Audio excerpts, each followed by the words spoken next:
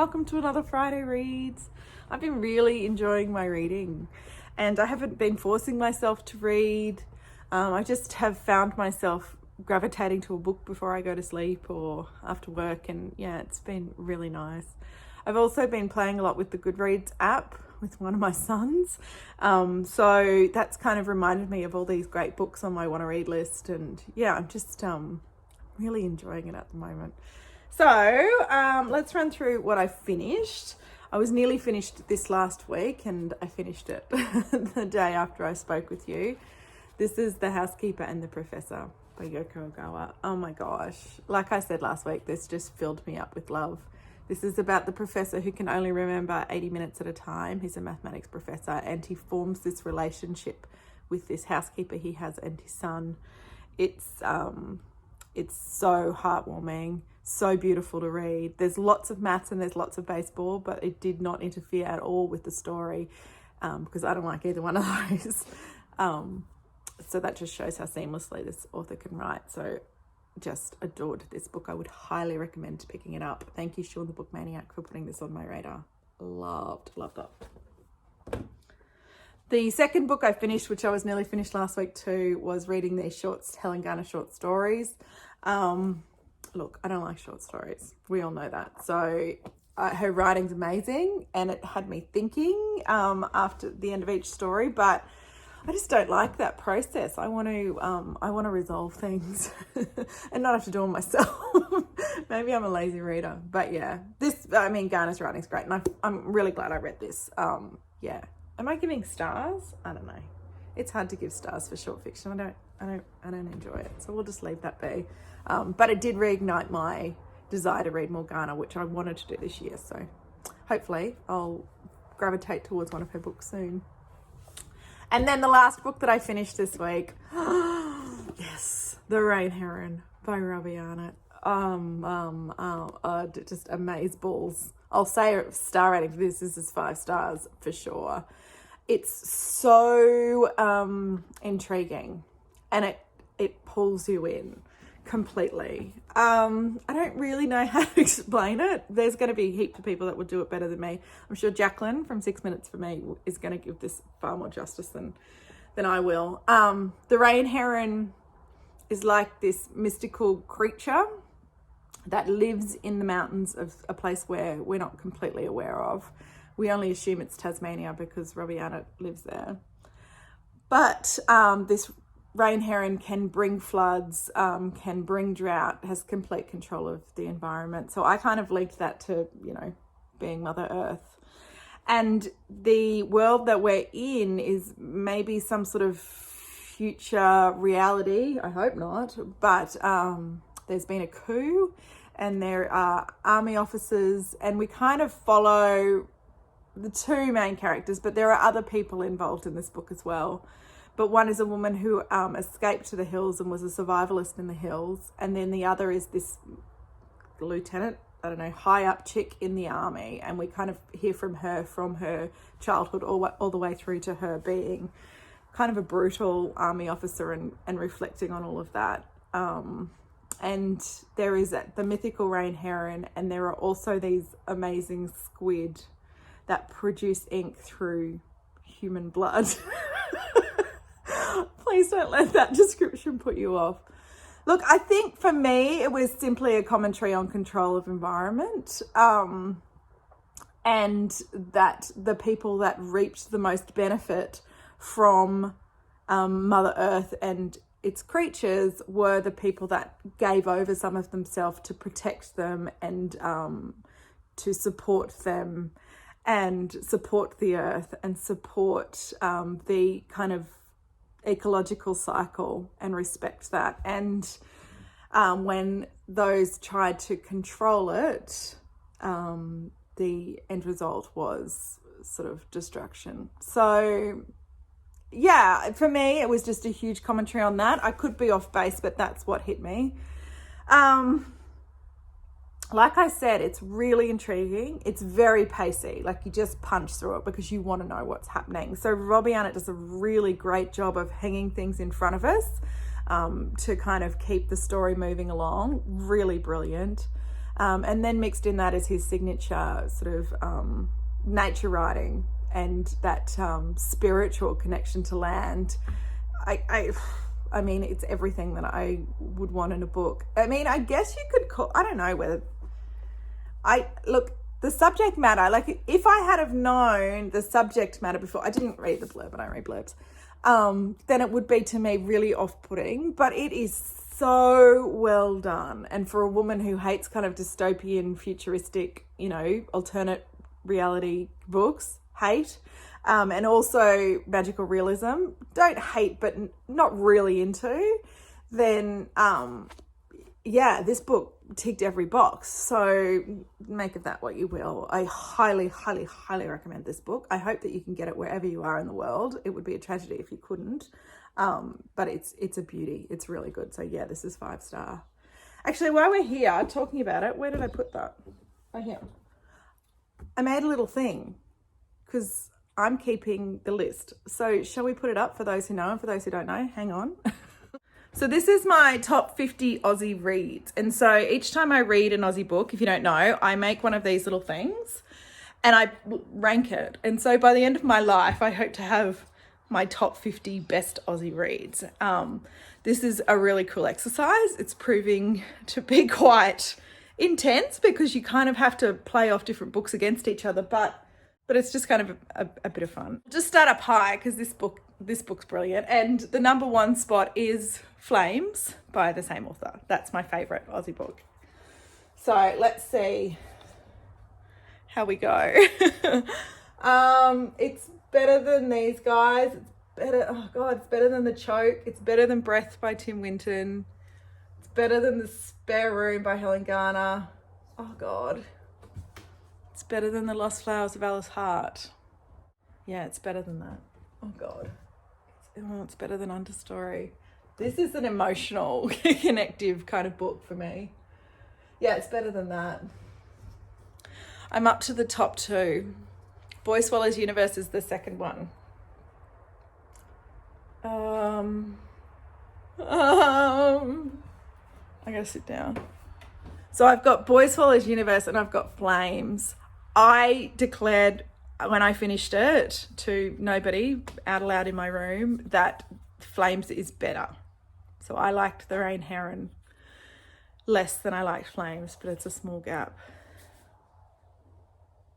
And I liked it more than I liked Boy Swallows Universe. Okay, I think this is cool.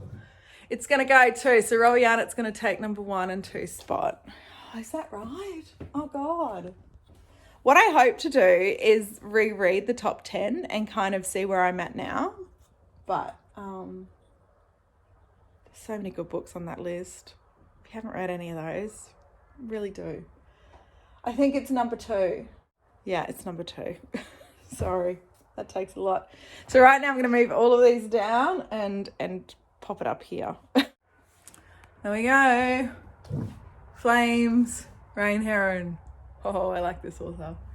Boy Swallows Universe, Understory by Inga Simpson, Alice Hart, Spare Room by Helen Garner, Breath by Tim Winton, The Choke by Sophie Laguna. How many's that? Hinterland by Stephen Lang, and This Taste for Silence by Amanda Callahan. That's my top 10 as it stands on this Friday read. Okay, I'm sitting back down. Whew, that's a tough one. If anybody's read Rain Heron and Flames, let me know which one you like the best. They're really great books. Please try and get them if you can. Okay, I'm moving on. Move on, Natalie. Then I started 2 books. I started Death in the Clouds by Agatha Christie. If you haven't watched my last vlog, I read these with my son, Paddy. And we just read a chapter every now and then. So we're only up to chapter 3.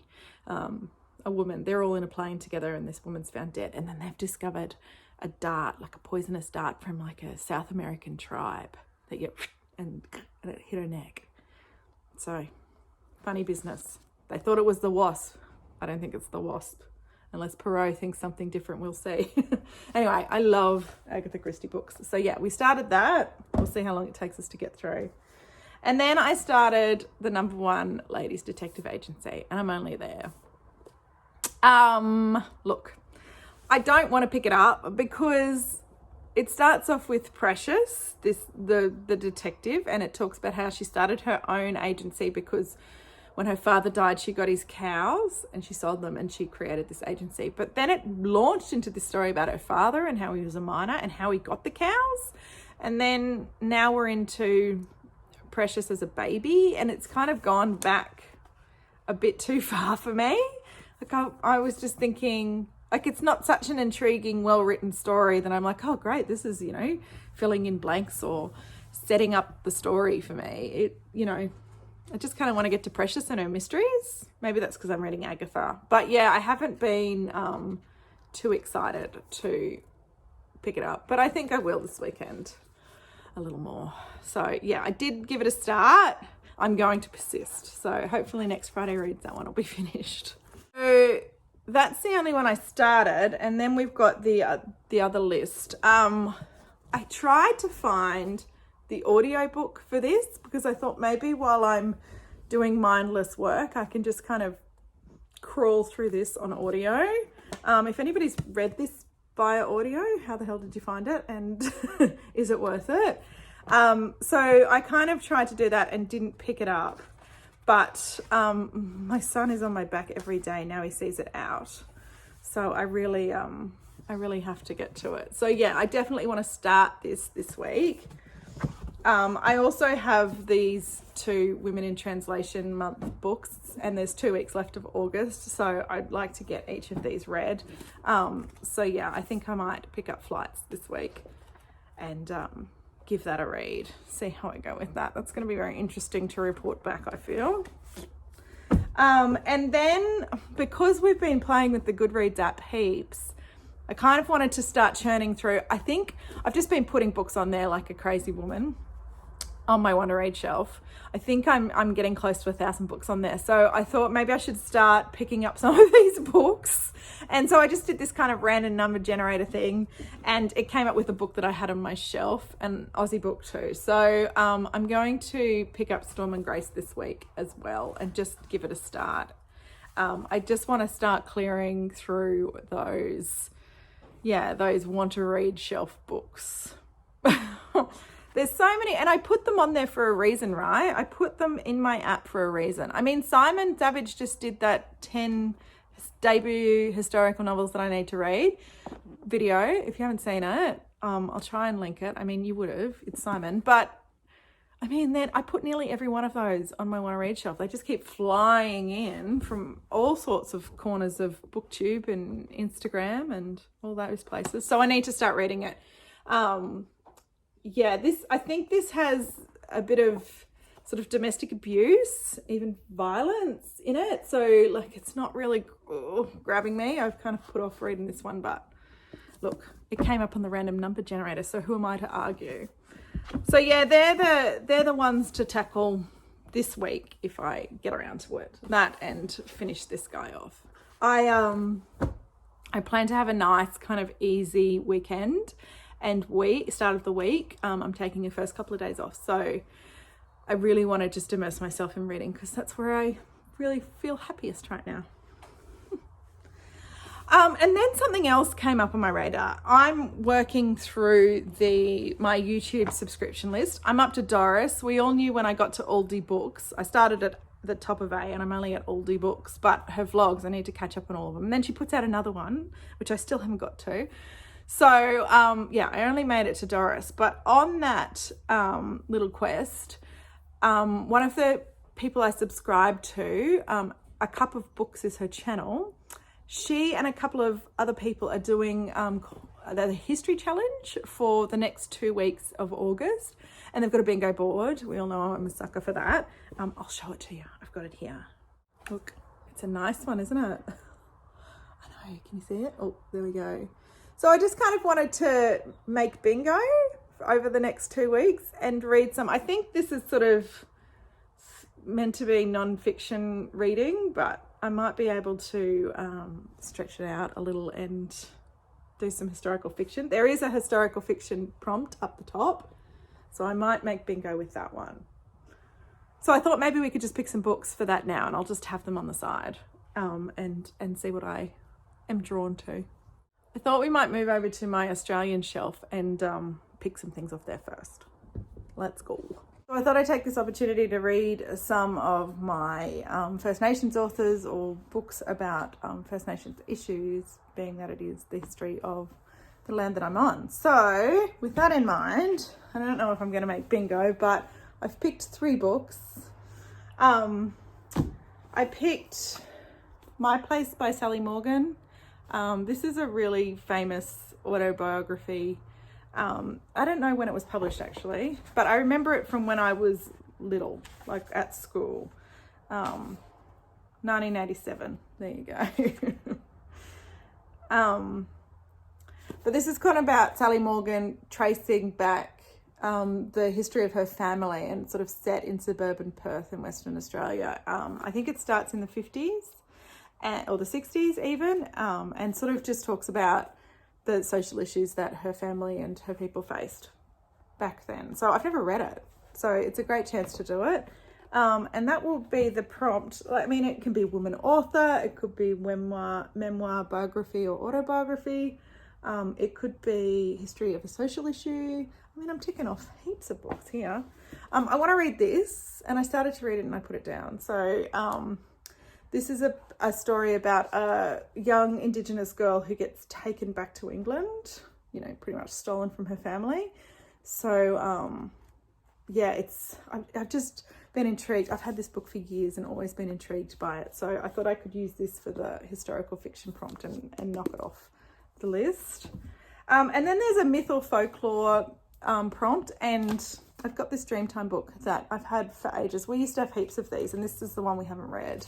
And it's beautiful. It's got gorgeous paintings and tells the Dreamtime story. So I thought I'd read that with the boys, whoever wants to sit with me and read it, which is getting less and less these days. But anyway, so yeah, I could knock that prompt off.